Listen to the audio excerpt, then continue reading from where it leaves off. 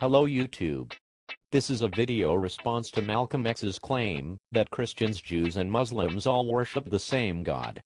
First off, Malcolm, I deeply appreciate that you were also part of the civil rights movement and called the faithful to do battle against the forces of evil. That was very good of you. But, concerning your proposed remarks, do you know what I think of what you just said? Blasphemy. If you had done the same research as I have done, you would have refuted saying that a long time ago. And I cannot believe that many Christians have blatantly bought into this lie that we claim to worship the same God as the Muslims. They claim that they call him Allah, while we call him God. It is not unusual to hear Christian leaders make such statements. Bible societies have even gone so far as to use the name Allah in the Bibles they produce for Arab Christians. The problem with this is twofold. First, history and archaeology show clearly that Allah was worshipped as a pagan moon god long before Muhammad came on the scene.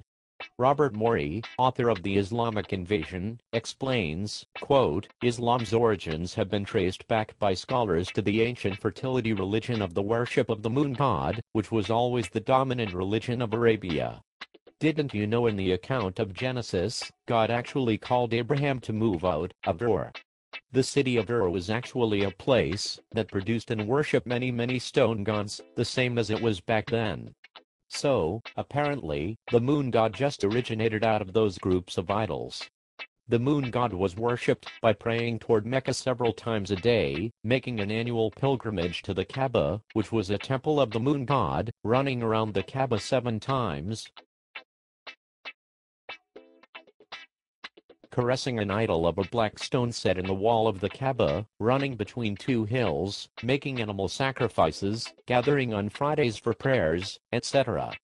These were pagan rites practiced by the Arabs long before Muhammad was even born. What religion today practices the pagan rites of the moon god? Islam. This stone figurine of Allah showed him sitting on a throne with an upside-down crescent moon on his chest. This explains why the crescent moon is the symbol of Islam. It is placed on top of mosques and minarets, and displayed on hats, flags, rugs, amulets, and even jewelry.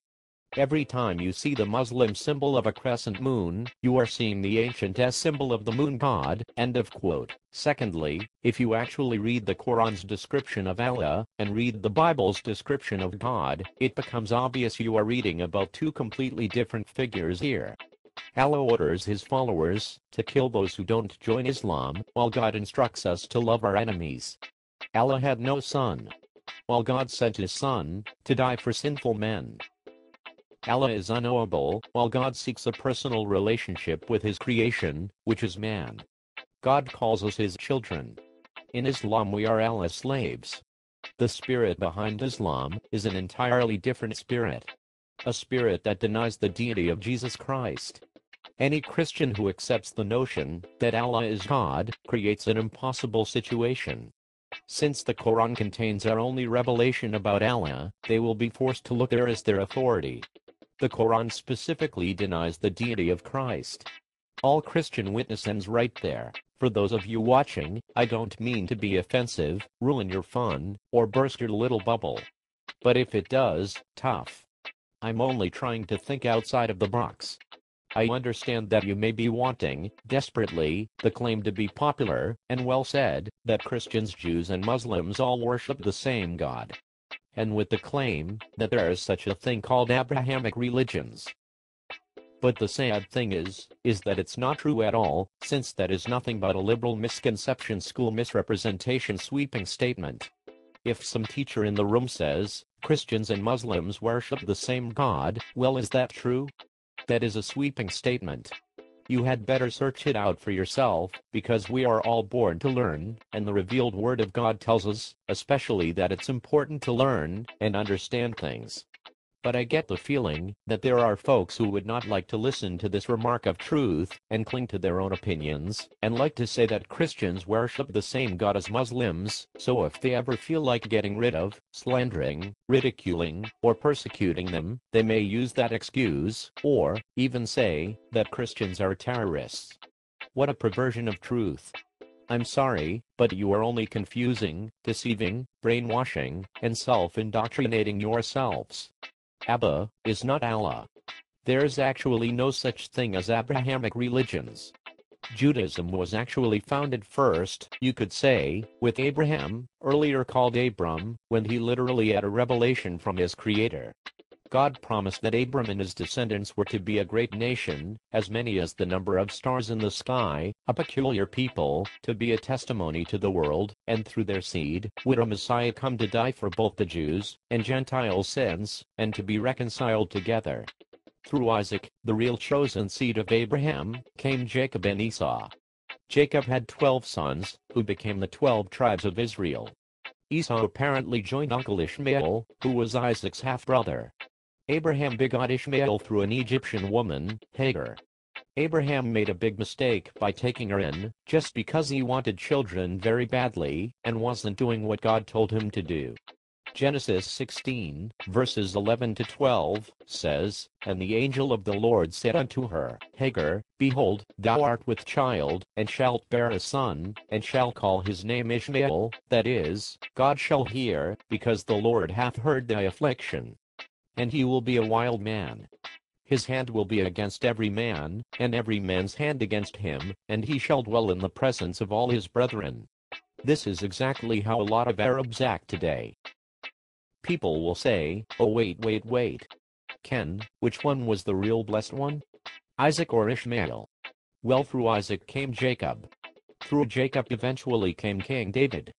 And David had 2 sons, Nathan and Solomon. They went their own ways, had sons and daughters, until it finally led around to Mary and Joseph. Did you know that Mary and Joseph were very distant cousins? This couple was as human as you or me. They were just the chosen vessel that the Lord chose, in order for God the Son to enter this earth. Through Isaac came not only Israel's, but the world's Messiah. And, no question, Ishmael was also blessed too. With a whole field of oil, that is. Haven't you seen all these oil reserves that the Arabs have? They've just been blessed with abundant wealth. That's all. But it's still in their blood, and they've continuously have been selfish by using all this money to building flipping cities, and not thinking about helping the poor. And since they have repeatedly cursed Israel and the Jewish people, God has apparently cursed them back, apparently with a delusional cult that is doing nothing but sending them to hell. This is a warning to a lot of folks out there. You don't want to be cursed for hating God's country, which he calls my land, do you? But apart from all this, true Christianity is simply fulfilled Jewish Messiah prophecy, when Jesus fulfilled all of them that were testified hundreds of years earlier. And the chance of someone fulfilling all these prophecies, in the exact order, has been calculated to be 1 in zillion times.